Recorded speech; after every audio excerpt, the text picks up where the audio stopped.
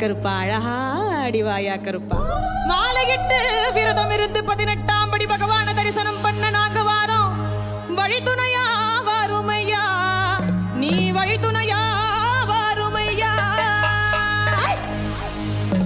வெள்ள குதிரையில எங்க கருப்பா நீ வெள்ள குதிரையில வெட்டருவா வீசிக்கிட்டு ஆங்காரமாய் ஓங்காரமாய் ஆடிவா கருப்பா, ஆடிவா கருப்பா, ஆடிவா கருப்பா.